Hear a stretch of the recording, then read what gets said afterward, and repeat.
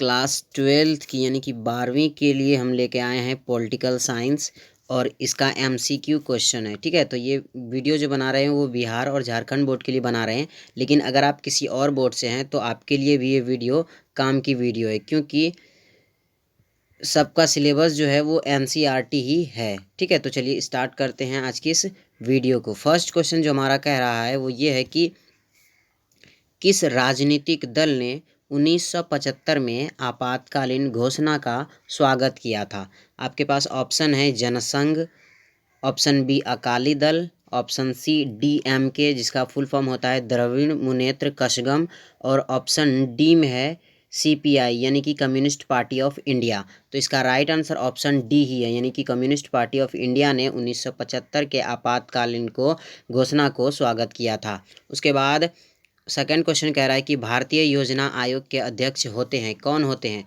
वित्त मंत्री, प्रधानमंत्री, रिजर्व बैंक के गवर्नर या वित्त आयोग के अध्यक्ष। तो इसका ऑप्शन डी जो हो जाएगा वो करेक्ट हो जाएगा, क्योंकि जो प्रधानमंत्री होता है वो ऑटोमेटिकली योजना आयोग का अध्यक्ष हो जाता है। ठीक है, उसके बाद क्वेश्चन थर्ड कह रहा है कि निम्नलिखित में से कौन सा राज्य है? आपके पास ऑप्शन है संयुक्त राष्ट्र संघ। तो संयुक्त राष्ट्र संघ जो है वो क्या है? वो एक अंतर्राष्ट्रीय संगठन है, तो ये गलत हो जाएगा। उसके बाद नेपाल, नेपाल एक क्या है? देश है।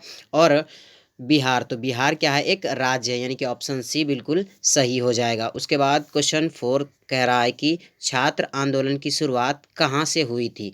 तो छात्र आंदोलन की शुरुआत जो हुई थी वो बिहार के चंपारण जिले से हुई थी, यानी कि ऑप्शन ए जो हो जाएगा वो बिल्कुल सही हो जाएगा। उसके बाद क्वेश्चन 5 कह रहा है कि भारत और पाकिस्तान के बीच कारगिल युद्ध कब हुआ था? ठीक है, आपके पास ऑप्शन है 1995, 1996, 1999 और 1998। तो इसका राइट आंसर ऑप्शन सी है, यानी कि 1999 में भारत और पाकिस्तान के बीच कारगिल युद्ध हुआ था। उसके बाद क्वेश्चन 6 कह रहा है कि जनता पार्टी की सरकार कब बनी थी? आपके पास ऑप्शन है 1974, 1977, 1980 और 1983। तो इसका राइट आंसर हो जाएगा ऑप्शन बी, यानी कि 1977 में जनता पार्टी की सरकार बनी थी।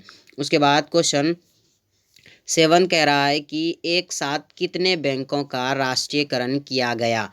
8 बैंकों का, 10 बैंकों का, 12 बैंकों का या 14 बैंकों का। तो इसका राइट आंसर हो जाएगा ऑप्शन डी, यानी कि 14 बैंकों का राष्ट्रीयकरण किया गया था एक साथ। ठीक है, और इंदिरा गांधी के समय ये हुआ था। उसके बाद क्वेश्चन 8 कह रहा है कि संविधान ने किस भाषा को राजभाषा का दर्जा दिया है? अंग्रेजी को, हिंदी को, उर्दू को या बांग्ला को? तो इसका राइट आंसर ऑप्शन बी, यानी कि हिंदी को भारतीय संविधान ने राजभाषा का दर्जा दिया है। उसके बाद क्वेश्चन 9 कह रहा है कि शॉक थेरेपी को अपनाया गया, कब अपनाया गया था शॉक थेरेपी? तो 1990 में अपनाया गया था शॉक थेरेपी। उसके एक साल के बाद यानी कि 1991 में ये शॉक थेरेपी को अपनाने के बाद भी जिस मकसद से शॉक थेरेपी अपनाया गया था वो मकसद में पूरा नहीं उतरा, तो उसके बाद सोवियत संघ क्या हुआ? पतन हो गया। और शॉक थेरेपी को अपनाने वाला कौन था? तो सोवियत संघ था। ठीक है, एक बहुत बड़ी महाशक्ति थी सोवियत संघ। उसके बाद क्वेश्चन 10 कह रहा है कि भारत में विदेश नीति के संचालक कौन है? तो विदेश नीति, भारत के विदेश नीति के संचालक है वो कौन है? डॉक्टर मनमोहन सिंह, यानी कि ऑप्शन ए जो हो जाएगा वो बिल्कुल सही हो जाएगा। आपके बुक में ऑप्शन डी दिया हुआ इनमें से कोई नहीं, राइट आंसर जो हो जाएगा वो ऑप्शन ए है। ठीक है, उसके बाद क्वेश्चन 11 की ओर बढ़ते। क्वेश्चन 11 कह रहा है कि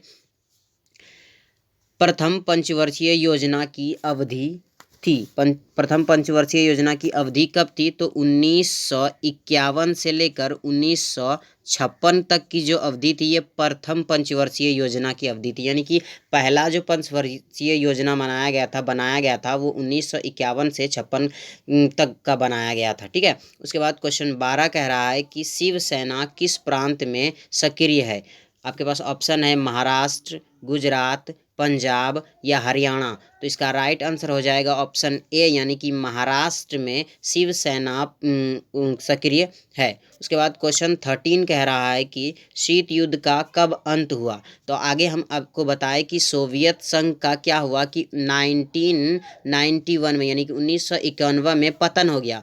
तो 1991 में जब सोवियत संघ पतन हो गया तो उसी के साथ साथ शीत युद्ध भी खत्म हो गया, यानी कि 1991 में शीत युद्ध खत्म हो गया। उसके बाद क्वेश्चन 14 कह रहा है कि गोलकनाथ मुकदमा कब आया। तो आपके पास ऑप्शन है 1965, 1966, 1970 और 1960। तो इसका राइट आंसर ऑप्शन ए यानी कि 1965 में गोलकनाथ मुकदमा आया था। उसके बाद क्वेश्चन 15 कह रहा है कि सूचना का अधिकार किस वर्ष लागू हुआ। आपके पास ऑप्शन है 2004, 2005, 2006, 2007। तो इसका राइट आंसर हो जाएगा ऑप्शन बी यानी कि 2005 में सूचना का अधिकार लागू किया गया था। उसके बाद क्वेश्चन 16 कह रहा है कि सोवियत संघ का विघटन कब हुआ। आपको अभी बताया कि सोवियत संघ का विघटन 1991 में हुआ था। इसका पूरा डेट अगर जाने तो 25 दिसंबर 1991 में हुआ था, यानी कि ऑप्शन ए जो है वो बिल्कुल सही हो जाएगा। सोवियत संघ का पतन कब हुआ था? 25 दिसंबर 1991 को। उसके बाद क्वेश्चन 17 कह रहा है कि सुरक्षा परिषद के अस्थायी सदस्यों की संख्या क्या है। तो आपको बता दें सुरक्षा परिषद की जो सदस्यों की संख्या है वो टोटल 15 है। उनमें से 5 जो हैं वो अस्थायी सदस्य है, जिसमें कि हमें अभी यही पूछा गया है। तो 5 अस्थायी सदस्यों की संख्या है और 10 जो है वो अस्थायी सदस्य है। और ये अस्थायी सदस्य जो है वो प्रत्येक 2 साल के मतलब प्रति 2 साल के अंतर्गत बदलते रहते हैं, ठीक है। लेकिन ये अस्थायी सदस्यों की संख्या मतलब अस्थायी सदस्य जो एक बार बन जाते हैं उसमें कोई बदलाव नहीं किया जाता है। उसके बाद क्वेश्चन 18 कह रहा है कि यूरोपीय आर्थिक समुदाय की स्थापना कब की गई थी। आपके बुक में ये इसका आंसर जो दिया है वो ऑप्शन बी दिया हुआ है, ठीक है, लेकिन ये गलत है। यूरोपीय संघ की स्थापना की गई थी 1992 में, ठीक है। और यूरोपीय आर्थिक समुदाय की जो स्थापना की गई थी वो की गई थी 1957 में, ठीक है, मतलब 1957 में किया गया था। उसके बाद क्वेश्चन 19 कह रहा है कि विश्व मानव अधिकार दिवस कब मनाया जाता है। आपके पास ऑप्शन है 26 जनवरी, 15 अगस्त, 1 मई या 10 दिसंबर। तो इसका राइट आंसर जो हो जाएगा वो हो जाएगा ऑप्शन डी यानी कि 10 दिसंबर को विश्व मानव अधिकार दिवस मनाया जाता है। उसके बाद अगले क्वेश्चन की ओर बढ़ते हैं और क्वेश्चन 20 कह रहा है कि दक्षिण एशिया में सबसे बड़ा देश कौन सा है। आपके पास ऑप्शन है भारत, पाकिस्तान, श्रीलंका या बांग्लादेश। तो इसका राइट आंसर सब कोई जानता है, यानी कि दक्षिण एशिया में सबसे बड़ा जो देश है वो हमारा देश यानी कि भारत ही है, ठीक है, यानी कि ऑप्शन ए बिल्कुल सही हो जाएगा। उसके बाद क्वेश्चन 21 पर चलते हैं और ये कहता है कि परंपरागत सुरक्षा नीति के कौन कौन से तत्व हैं। तो आपके पास ऑप्शन है शक्ति संतुलन, गठबंधन की राजनीति, सामूहिक सुरक्षा या इनमें से सभी। तो देखिए परंपरागत सुरक्षा की जो नीति है वो तीनों है, यानी कि शक्ति संतुलन भी होना ज़रूरी है, गठबंधन की राजनीति होना भी ज़रूरी है और सामूहिक सुरक्षा होना भी ज़रूरी है, यानी कि ऑप्शन डी जो कह रहा है वो बिल्कुल सही है, यानी कि सभी का होना बहुत आवश्यक है। उसके बाद क्वेश्चन 22 कह रहा है कि चिपको आंदोलन के संस्थापक कौन थे। ये आप क्लास 10th में भी पढ़ चुके हैं, ठीक है। तो आपके पास ऑप्शन है चंडी प्रसाद भट्ट, ऑप्शन बी में है सुंदरलाल बहुगुणा और ऑप्शन सी में है देवीलाल या ऑप्शन डी में है इनमें से कोई नहीं। तो इसका राइट आंसर जो हो जाएगा वो हो जाएगा ऑप्शन बी यानी कि सुंदरलाल बहुगुणा जो था वो क्या था, चिपको आंदोलन के संस्थापक थे, ठीक है। आपके क्वेश्चन आपके बुक में शायद ए दिया हुआ था, उतना याद नहीं, लेकिन आप यहाँ पे जो बताया जाए वो बिल्कुल सही है, ठीक है। उसके बाद क्वेश्चन 23 कह रहा है कि भारतीय जनता पार्टी का गठन कब हुआ था। तो आपके पास ऑप्शन है 25 जून 1975, 6 अप्रैल 1980, 25 जुलाई 1968, 1978 और 6 मार्च 1982। तो इसका राइट आंसर जो हो जाएगा वो हो जाएगा ऑप्शन बी यानी कि 6 अप्रैल 1980 में भारतीय जनता पार्टी का गठन हुआ था, यानी कि बनी थी भारतीय जनता पार्टी। उसके बाद क्वेश्चन 24 कह रहा है कि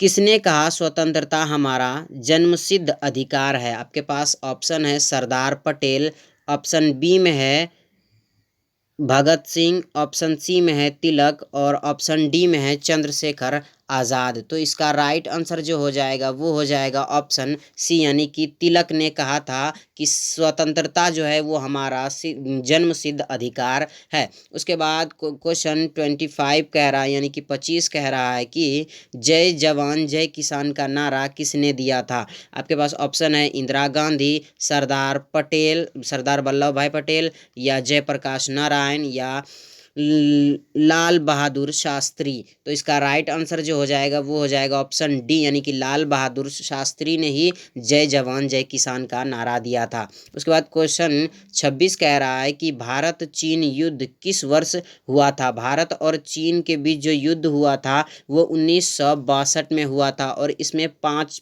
समझौते किए गए थे। चीन ये बताता है कि मतलब भारत ने उन 5 समझौते में, जो पंचशील समझौता जो हुआ था, उसका उल्लंघन किया, इसीलिए भारत ने क्या, सॉरी, चीन ने क्या क्या भारत पर आक्रमण किए थे। ठीक है। उसके बाद क्वेश्चन 27 कह रहा है कि जवाहरलाल नेहरू का देहांत कब हुआ था। आपके पास ऑप्शन है 27 मई 1964, 30 मई 1964, 27 मई 1960 और 28 मई 1968। तो इसका राइट आंसर जो हो जाएगा वो हो जाएगा ऑप्शन ए, यानी कि 27 मई 1964 को क्या हुआ था, जवाहरलाल नेहरू का देहांत हुआ था। और जवाहरलाल नेहरू के देहांत के बाद जो बना था प्रधानमंत्री, वो लाल बहादुर शास्त्री ही थे। ठीक है। उसके बाद क्वेश्चन 28 की ओर बढ़ते हैं। क्वेश्चन 28 कह रहा है कि पंचायत व्यवस्था किस देश में स्थापित की गई। आपके पास ऑप्शन है बांग्लादेश, पाकिस्तान, नेपाल या भूटान। तो इसका राइट आंसर हो जाएगा ऑप्शन सी, यानी कि नेपाल में जो था वो क्या था, पंचायती राज व्यवस्था थी। ठीक है, ऑप्शन सी बिल्कुल सही हो जाएगा। उसके बाद ऑप्शन क्वेश्चन 29 कह रहा है कि पहला गुटनिरपेक्ष सम्मेलन कहाँ हुआ था। नई दिल्ली में, बेलग्रेड में, कोरो में या हवाना में। तो इसका राइट आंसर ऑप्शन बी हो जाएगा, यानी कि बेलग्रेड में गुटनिरपेक्ष का पहला आंदोलन हुआ था, 1961 में हुआ था। ठीक है। उसके बाद इस वीडियो का ये लास्ट क्वेश्चन, यानी क्वेश्चन 30 कह रहा है कि भारत ने लंबे संघर्ष के बाद स्वतंत्रता प्राप्त की, यानी कि भारत कब आज़ाद हुआ। तो ये हर कोई जानता है, ये बताने की कोई ज़रूरत नहीं है, यानी कि 15 अगस्त 1947 को भारत हमारा